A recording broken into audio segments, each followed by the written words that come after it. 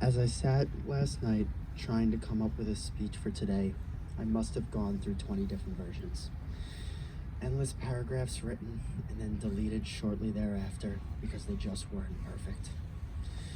How can someone try and put into words how much their mom meant to them is just not fair or even possible? But she was so much more things to me than just my mom. She was my hero, my best friend, my person, my confidant, and head cheerleader, all rolled up into one. She taught me to live life to the fullest, how to love unconditionally, and to never wait until tomorrow to show the ones you love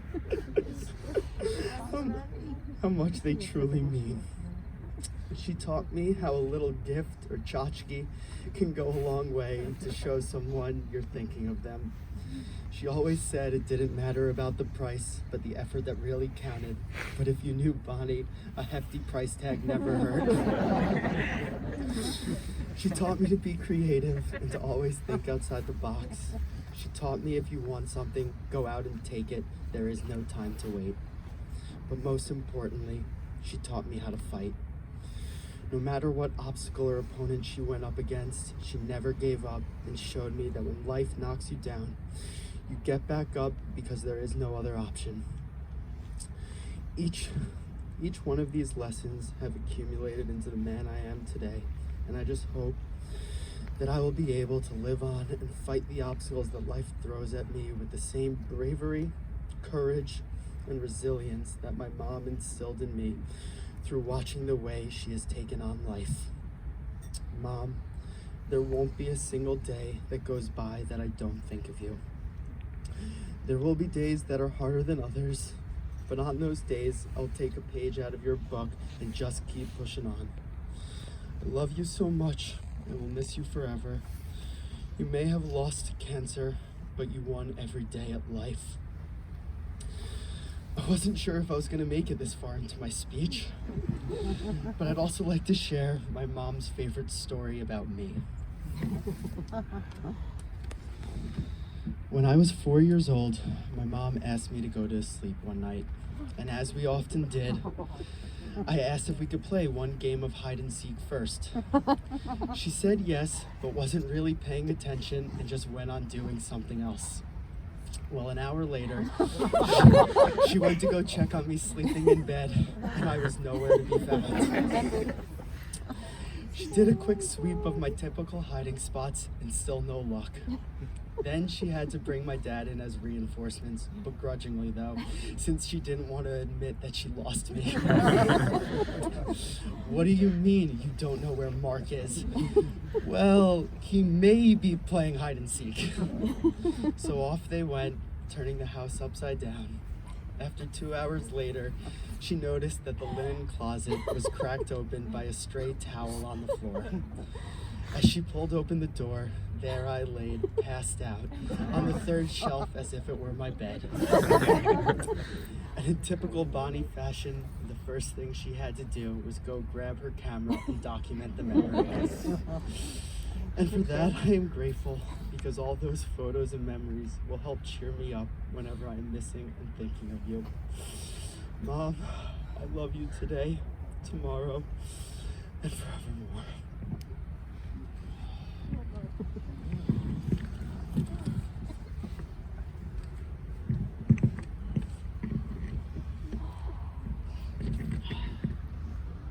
Mom, Bombster, my hero. For those of you who don't know, I was definitely my mom's favorite child, and I was definitely the most difficult one. I always kept her on her toes. One of the favorite stories that you always told me is back in Brooklyn when I was a baby, and all you wanted me to do was say mama. So what did you do? You bribed me. You went into the kitchen, you grabbed an ice cream cone, and you told me that if I said mama, I could have it. I looked you straight in the face, said dada, and walked right away. There was a special bond and connection that we shared. We just got each other. You were my best friend. You were so strong and brave and creative. Your artwork was truly amazing and inspiring. And there's really a 99% chance that if you were Jewish, you went to sleepaway camp or a Big Ten school, you definitely had some sort of license plate art, corkboard, locks box made by my mom. I was so incredibly proud to be her son. I'm gonna miss walking home from work, talking to you on the phone, decorating my apartment, planning a vacation, or yelling at the TV on a football Sunday when our team doesn't cover the spread. You were a boy's mom, and you were so damn proud of it. There will never be a second, a minute, or a day where I won't think about you, miss you, and love you. I can't wait to see you again, Mom. Rest in peace, Bonster. I love you to the moon and back. Oh, wait, I forgot something. Mom, I'm sorry that I'm wearing a suit that's 5 years old and 15 sizes too big. Dad wouldn't let me wear a new one. But I know that you were really proud that I lost a lot of weight, and it was for you.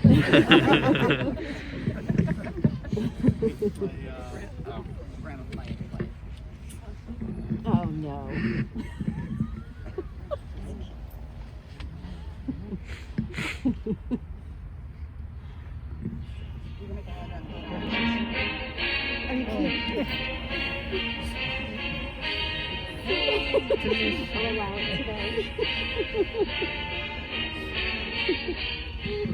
That's not the marching band I want at my funeral, but it'll have to do for today. Let me start off by saying that there's nothing I hate more than speaking to people with a prepared speech. But I do not want to forget to say anything that I want to share with all of you today. Firstly, I want to thank everyone for being here today, whether in person or on Zoom, which I pray is working. On Tuesday afternoon, my heart was broken. Not only because I lost my wife of 29 years, whose love between us I cannot even describe, but I suffered an even worse loss. The loss of my best friend, almost 35 years. Anyone who knows us knows how, or at least where we met. Michigan, of course. We met as freshmen and quickly became close friends. Although I never saw her at first as a girlfriend material, one day freshman year, we were hanging out with a bunch of people in a friend's room. The girls were talking about weddings and what they hoped their wedding would be like. Why I even stayed in the room, I'm not sure. But when Bonnie started talking about her wedding, what popped up in my mind was not only that I would probably be there, but then for some strange and unknown reason, I thought to myself, I could be the one walking down the aisle also.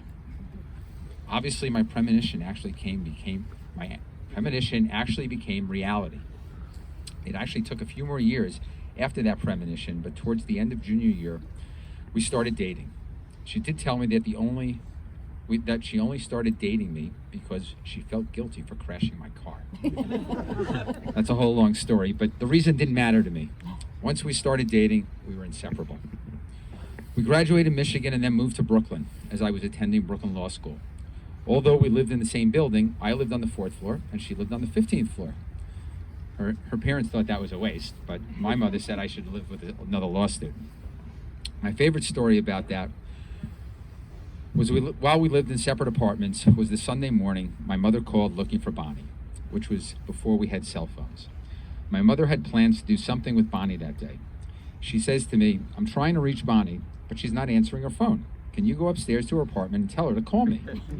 I say, sure. I hang up the phone, I roll over in bed, I wake her up, and I tell her, you have to go upstairs now and go call my mother back. My mom knew. Fast forward a few years and we got married. We moved into my grandparents' house in Mill Basin. And we had 2 unbelievable kids, Scott and Mark, who were Bonnie's pride and joy. It was while we were living in my grandparents' house that Bonnie learned how to build and use power tools. Wow. By the way, I was the one who taught her. Since the house was pretty much a dump, and we had, sorry, Grandpa. My grandpa's over there. Since the house was pretty much a dump and we had no money, we had a lot of do-it-yourself projects that we tackled during our 5-year stay in the house. When we moved out to Long Island to a brand new house, right after we closed, we looked at each other and we said, we're done doing home improvement projects ourselves. That didn't last long. A few years later, after moving in, Bonnie decided our basement needed to be finished. So once again, since we did not have any money to hire anyone, We took on the project of finishing the basement ourselves. She was brutal to work for. One Saturday night, we stayed home to work on the basement, and I cut my hand and had to go to the hospital for stitches. When I got home from the hospital, she made me work a few more hours because she wanted the basement finished sooner rather than later. And the ironic thing was, when I was in the hospital, I said to the doctor, I may need a doctor's note. Because when I get home, my wife's going to make me work. He didn't believe me, but she did. Bonnie started her working career doing marketing, first with a marketing firm and then in-house for an eyeglass company and then a mortgage company. She had a brief stint as a garmento working with her sister Betsy to design, manufacture, and sell women's clothing. Unfortunately, 9/11 put an end to that business. And rather than going back to work at an office job, she decided she needed to figure out a way to make money from her creative talents. She started making corporate gifts, personalized things for kids to bring to camp. She built furniture, and then, what turned out to be her real love, she created artwork out of license plates. She loved the challenge of coming up with new ideas and more complex ways of incorporating the license plates into her art. While her life was cut short at the young age of 53, she did more in her 53 years than most people do in a lifetime. As most of you know, Bonnie was first diagnosed with cancer at the age of 35. She courageously battled cancer and won, at least initially. She was cancer-free for about 12 years before being diagnosed with metastatic breast cancer. In battling cancer, she showed a strength that I could never have imagined anyone having. She plowed through each treatment, complication, and setback with a determination that she was not going to let cancer get in her way. For us, cancer was both a blessing and a curse. Having experienced cancer at such a young age, Bonnie lived life differently. She wanted to do and see as much as she could, never knowing what her future might look like. Her motto became, "You only live once." Well, that was a great attitude. It did become very expensive for me. We threw 2 huge bar mitzvahs for our children, not only to celebrate their accomplishments as bar mitzvahs, but to celebrate life. Vacations became a priority for Bonnie. She loved to plan them as much as she loved going on them. We started going on family cruises with the kids and other families. We then moved on to a hotel-based vacation places like Punta Cana, the Bahamas, Aruba, Puerto Rico, and St. John, to name a few. We took a vacation of a lifetime to Italy to celebrate our 25th anniversary. We then went on a family trip to Greece with Bonnie's parents and her sister to celebrate Bonnie's father's 75th birthday. Bonnie could not have been happier. This is until we went to the Super Bowl. Although it was only a weekend, thanks to knowing the right people, we were treated like VIPs. Going to parties, concerts, and the game, Bonnie checked off another thing on her bucket list. Recently, we joined Cold Spring Country Club. Despite the illness she was going through, she managed to play golf 2 to 3 times a week last summer, and I think purchased at least 1 new golf fit a week. She enjoyed many of the new friendships that she made there, as well as strengthening the friendships with people that she already knew. Golf became her new obsession. So much so that last year, when we were watching the US Open at Pebble Beach on TV, she decided that we needed to go there to play. I said that I thought that was a great idea, but never realized that she meant that we were going this summer. The trip was booked that week, and we went about 6 weeks later. And it too was a trip of a lifetime, which also included Big Sur and wine tasting in Napa. I'm so glad that despite my protests, we went and had such a great time and made so many memories. A little over a year later, that is all I have left, memories. Some bad, like this past week, but so many more good ones, which thanks to Bonnie, most of which are documented with thousands and thousands of pictures.